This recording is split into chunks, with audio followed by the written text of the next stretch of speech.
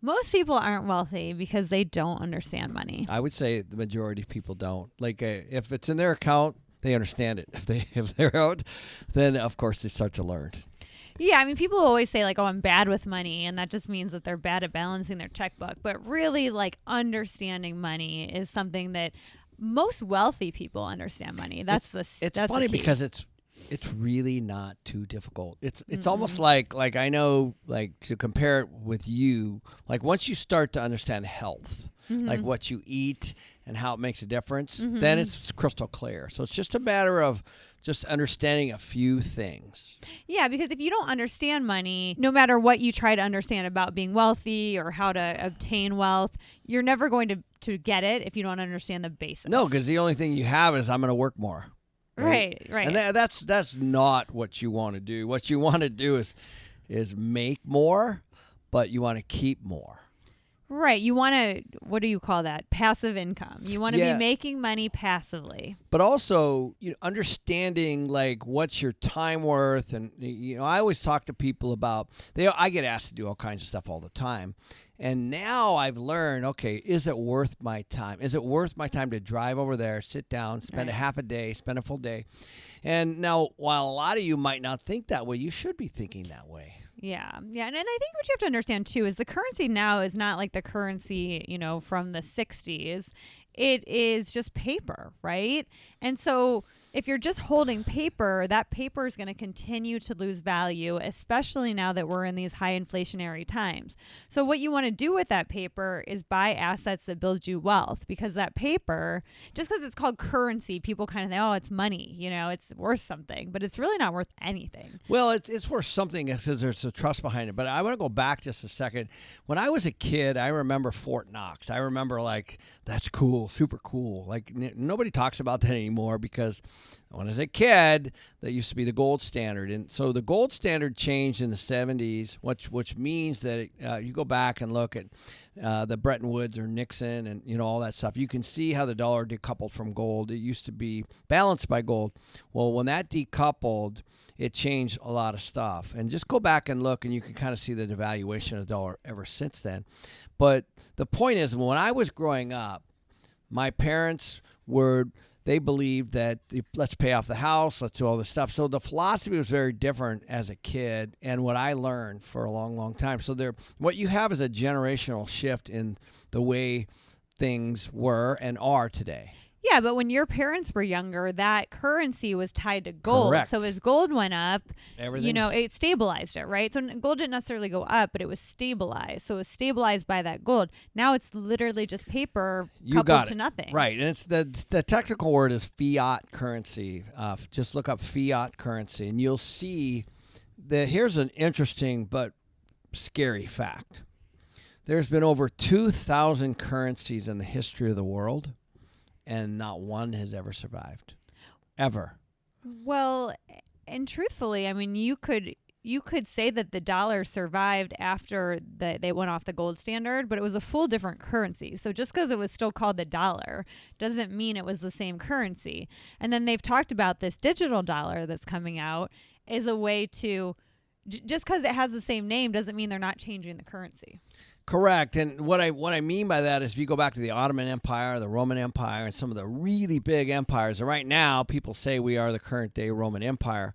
What I'm saying is it's a death of 1,000 cuts, and you can't see it. It's the frog in the pot that the temperature's slowly getting turned up, and that's actually what the point of the show is for you. It's not to even debate this. It is actually a currency. It's a fiat currency, and the government can print all they want to devalue it over time. And so if you just understand that one basic thing, you now can get ahead of that, or just be in the right spots. Well, I think a thing that's interesting is the reason that prices have gone up on gold and real estate and crypto is not because those things are worth more. It's just because our money is worth less. Right. One of the things that George Gammon taught me a lot, and Jason Hartman uses this a lot, he's always like, well, things have gone up, and what he'll say is, compared to what? Mm-hmm. So I love the statement, compared to what? Because if you measure things in gold, like if you're hold a lot of gold, let's say you're outside of the U.S., and things go up as compared to gold or as compared to oil or as compared to, fixed, let's call it hard assets. Now, I'm talking about real gold too, not paper gold. I'm talking about like a gold coin. Like a gold coin today is worth, let's say, $2,700. And I've been buying since it was $700-800, right? And so, and just a couple of years ago it was 2,000, and before that, I mean, I remember for a long time it barely got to 2,000. By the way, I'm not pushing that you buy gold. What I'm merely saying is there are things that can go up and there are things that can go down. And in this particular case, as of right now, gold has gone up, but it could also go down. Mm-hmm. And currency, for sure, though, to your point, has devalued and will continue to devalue because you can't. I always ask Kiyosaki. This is a funny thing because I go, "What do you invest in?" He goes, "Anything that no one can print." Right, which is a real basic statement, but it's true. Mm-hmm. You can't print oil. You can't print real estate. You can't print gold, physical gold. You can print dollars, and so that's kind of the point here. It's not. We're actually. This is a fact. It's not a judgment. So something about our friends, right? So we hang around with a lot of wealthy people, obviously. Yep. None of them are holding money. None of them are hoarding cash. Right. Yeah. And so there's a philosophy around that too, because I just got done at the collective, and I know we're going to talk about that. But one of the things we were talking about is, should you hold on to cash? Mm-hmm. Well, George Gammon had a very interesting discussion around this. He said, if BRICS works, now we know what BRICS is, right? Why don't you explain it in case people don't? BRICS is a lot of the countries are upset at what's going on with the U.S. dollar, and the BRICS, I think it's Brazil, Russia, India, China, and South Africa, I believe. I could be wrong on the S, but anyways, that's BRICS. And there's a lot of countries that have applied, and they're kind of out there looking at maybe replacing the U.S. dollar at some point. Now, way down the road, obviously, but the fact is people are upset at what's going on with the U.S. dollar, just like you should be, by the way, and that's kind of the whole point here. But here's what George said. He goes, if BRICS is successful, what that will do is it'll make the strength of the dollar go up, not down.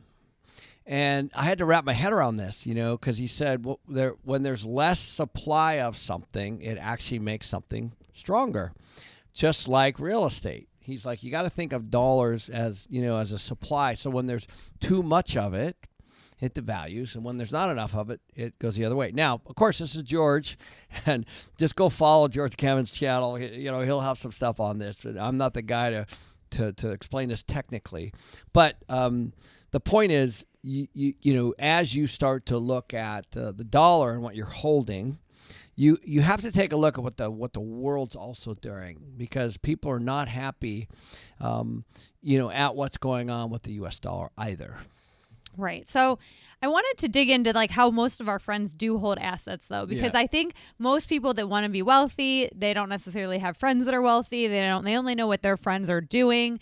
And a lot of our friends, they're invested in, a lot of them are in real estate, stock, gold, crypto, those kind of things. They're in the markets. They're in the markets because they know if they're holding on to cash the last 5 years, they did not do as well as if they would have invested in anything else. That's true. I do believe people should have cash, though, outside of the system. I believe you should have physical gold. You should have cash outside of the system.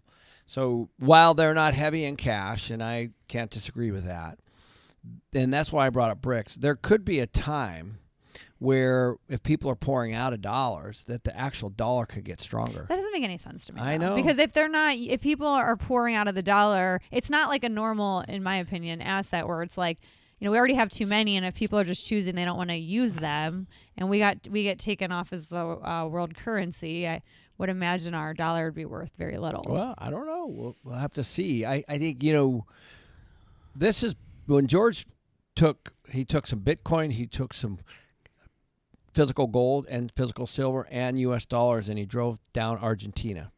Mm-hmm. And he said what everyone wanted were $100 bills.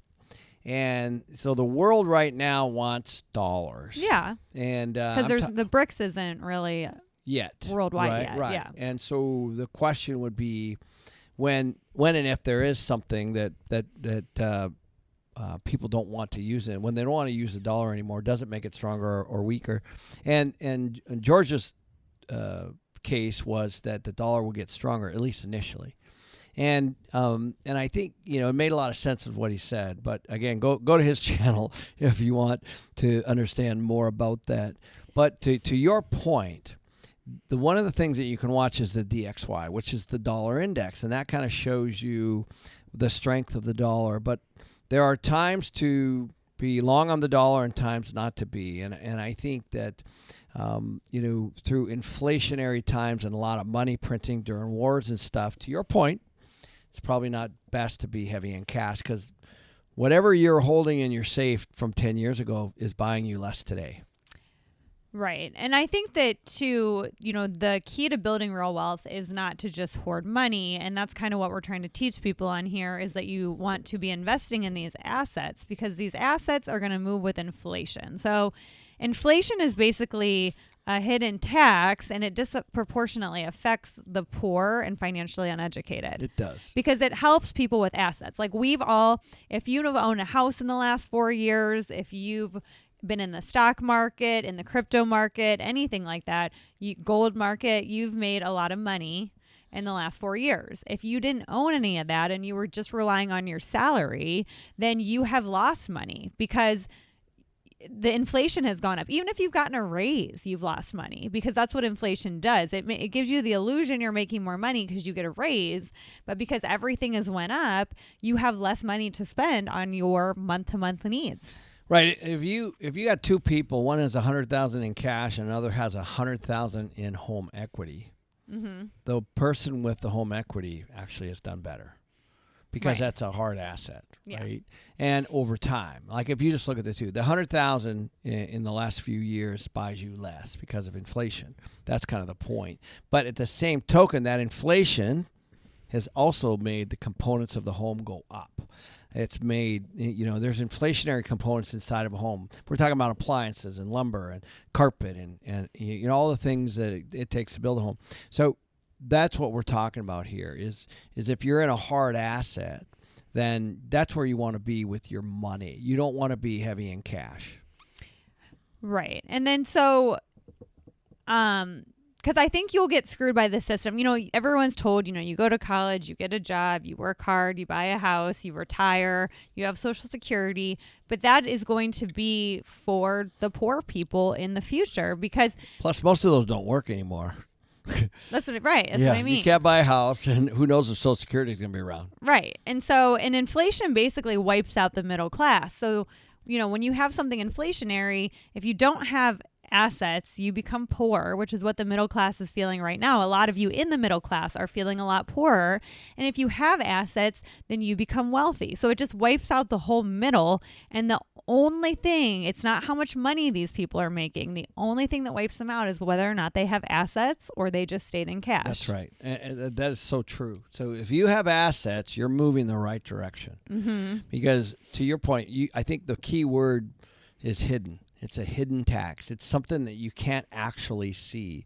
But when you go to the store, like Danielle is as diverse as you all want her to think she is, when she goes to our local organic market, she walks down all the aisles, but the exact same things go into her basket. It's true. Isn't that true? Yeah. Very all right. So let's talk about that. So in the last 2 or 3 years, what is because literally, guys, when I say the exact things, I always laugh, because the exact things come out of her sack every single time. She never wavers, even though she pretends like she's going to be so experimental.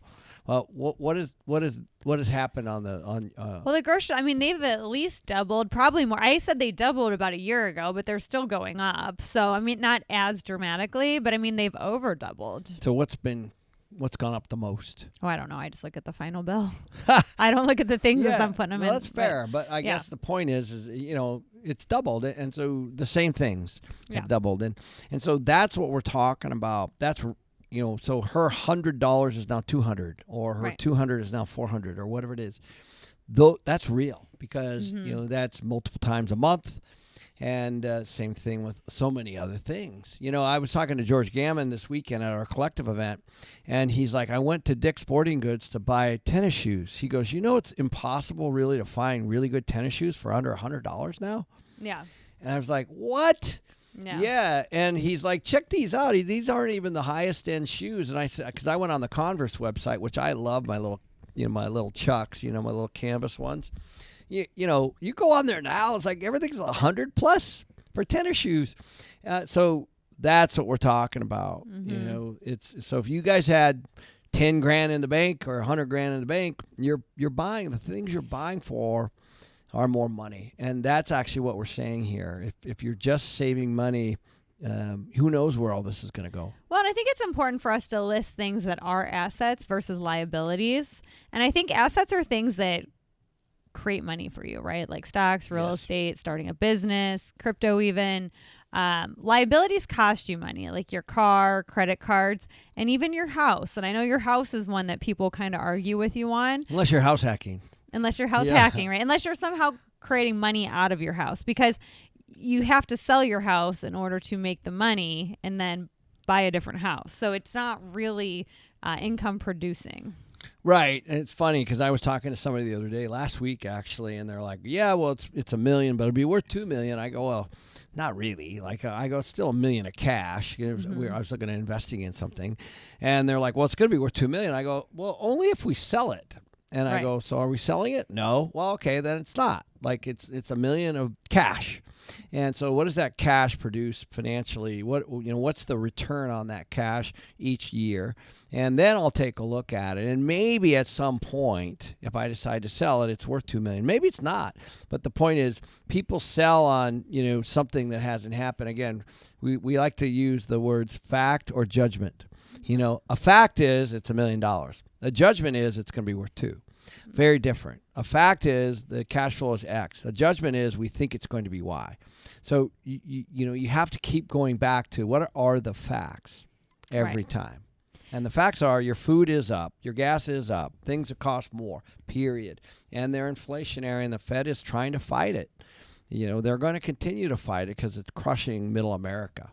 Well, something else I want to touch on while we're on this subject is building wealth generationally, right? Because some of you guys, you're listening and, you might own a home and you are planning on passing that down to your kids or your church or, whatever. And you're thinking that that's generational wealth, but that's not generational wealth. Right. I know. We're getting into an interesting subject because, we talked on our live recently about step up in basis and which is a tax that they're looking at as you transfer wealth. But I think that's important, right? So I think that's important that we discuss this because I think this is something that they're going to over time try to do, when a lot of people are starting to retire. They're looking at this, guys. Yeah. It's a big deal. Okay, so think of the baby boomer generation, right? Well, most baby boomers have a nice net worth, right? They've been, I don't know what that number is. There's a lot of people that don't, but let's talk about the ones that do. Let's talk about the millions of dollars that potentially could be inherited over the next 10 or 20 years. It's a lot of money. I'm talking about, when I say millions, I'm talking about per family. So it's it's who knows how big it is. It's in the billions, maybe even the trillions. I don't know. But the point is, the government's got their eye on that. They're like, okay, like my mom, she was a hairdresser her whole life. They bought their house for like 10 grand or something crazy, if you could think about that. It's the house I grew up in, very modest home. My dad built onto it. It's worth more. It's worth somewhere between $700,000 to $800,000, let's say, depending on what's going on. So we had to put my mom into a nursing home because she broke her hip, and it was assisted living. Assisted living. It was a very complicated story, but the point is, the rent income from that home is actually taking care of my mom, which is awesome. And then, of course, I'm helping as well, and so are my brothers and sisters. At some point, my mom's going to pass. She's in her 90s, just like I am. But the $700,000, let's say, of that home is going to be, it's going to pass to the kids, right? Who else is she going to send it to, right? So this is the inheritance piece. So let's call it $700,000. The step up in basis means that it could pass to the kids with no tax. That's called the step up. At the time my mom passes, when that's transferred, there's no tax. If they start going after that, now what could happen is, because this was discussed within the siblings, if the house is worth $700 and there's let's say some kind of a tax, let's say 30%. Well, 30% of 700 is 210. That means that there's a $210,000 tax bill. Well, it wouldn't be on the 700. It'd be on the difference between what she bought it for, right? Which is 10,000. Oh, okay. Yeah. So let's just say it's 200. Okay. Okay. So there's a $200,000 tax bill that's due, which means that my brothers and sisters and I have got to look at whether we have the money or not. And we probably more than likely they're going to want to sell the house and get the 500 net. The 200 goes to the government. That's what's up on the chopping block. And most kids, if you guys think about your kids and, the home that you would pass down to your kids, most kids aren't going to be able to afford that because they need cash. They need that much cash. Most kids, right. So the inheritance, we should do a whole show on this actually, because the money that's going to be transferred and inherited is very, very interesting. I already know people that have gotten things from their parents, because I'm a younger baby boomer. I already know people that have gotten money from their parents, and what they immediately do is they sell the business and they sell the house and they get the cash. Yeah. It's no different than a lottery winner.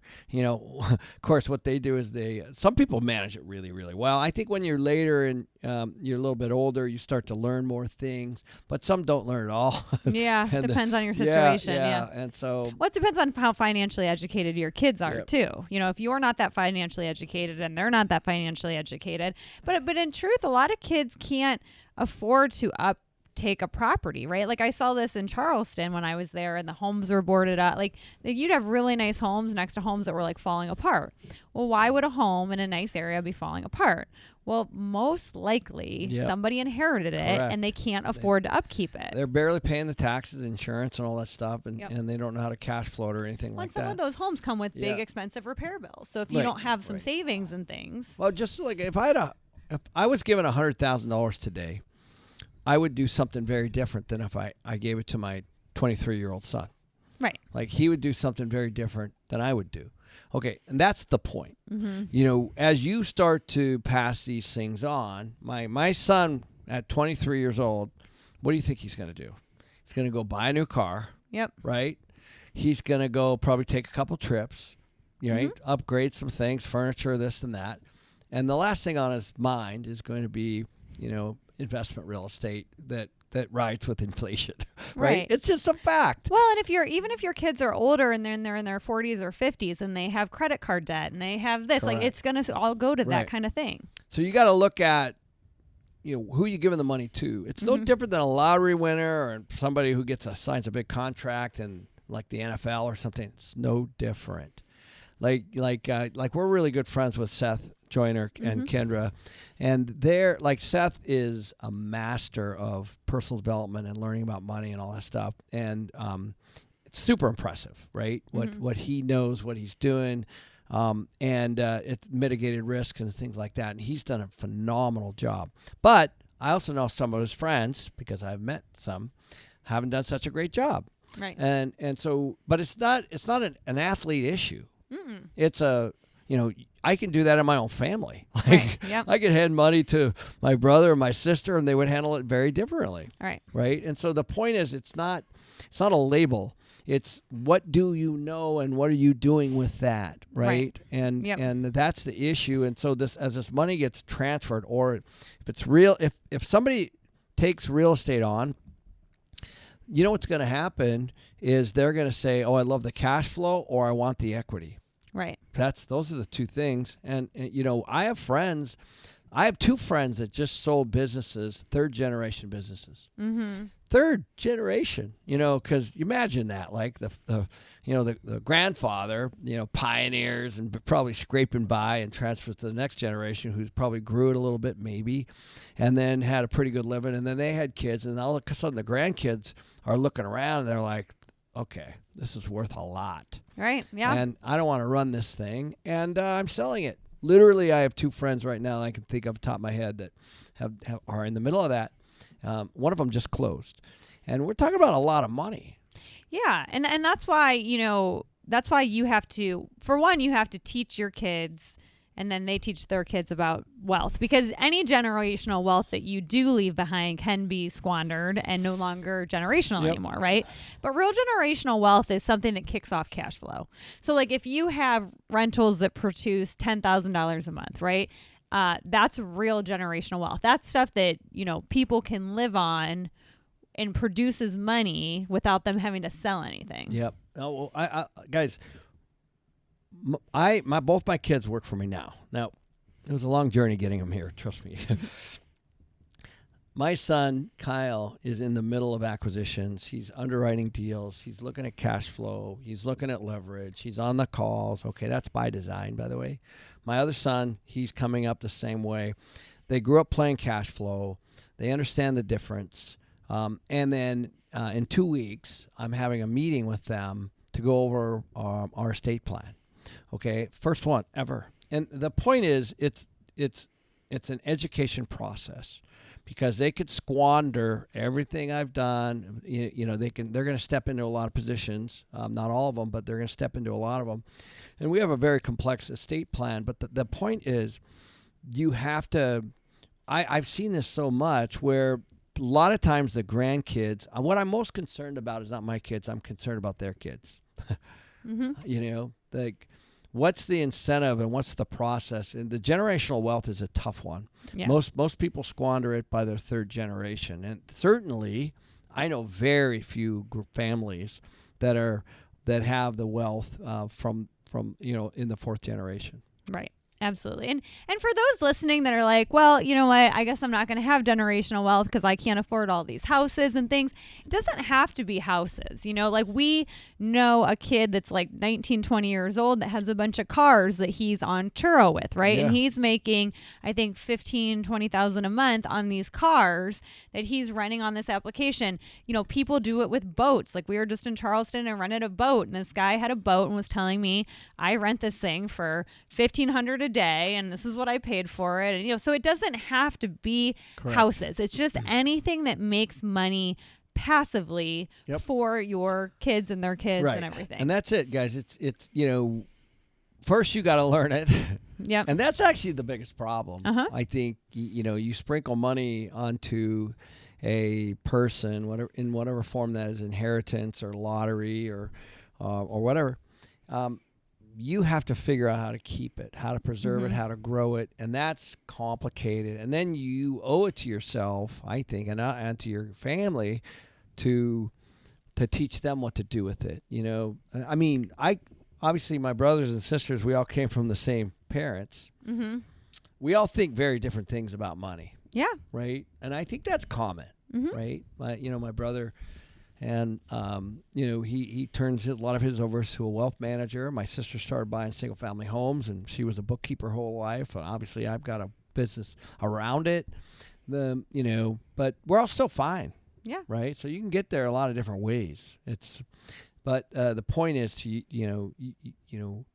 I was talking to Jason Hartman. He read that book, Die With Zero. It's very interesting, because he doesn't have kids. He's not married. So his mindset is very different. He's like, he told me, he's like, he told me the number. He's like, I can spend this much per month, and so why would I work anymore? Right. And of course I'm like, well, what about medical bills at the end? And what happens if something happens to you, and how do you know when you're going to die? It's kind of interesting. And, but there's a book out on it, right? Mm-hmm. A lot of people are resonating with it. And, some people don't want to pass money on at all, Right. And he's certainly in that category. Yeah. And you start to look at some of this wealth being, like even Robert Kiyosaki and Kim, they've crushed it, right? They've invested very well. They're at the top of their game on knowing exactly how to manage money in most ways, and they've become somebody that a lot of people listen to, but now what, right? Mm-hmm. They're kind of they're entering the last chapter of business, let's say, and they want to enjoy life and all that stuff, and so now you have all this money. What do you do with it? It's a fair question. Mm-hmm. right? So not all of it gets transferred. I know specifically they're going to do a lot of charitable things, and that certainly is a choice. But there's a lot of money right now having this conversation. Yeah, absolutely. So hopefully you guys learned something about money. You have to understand money in order to be wealthy. There's a lot of different ways to do it, but it's definitely something you should dig into. Cheers, guys.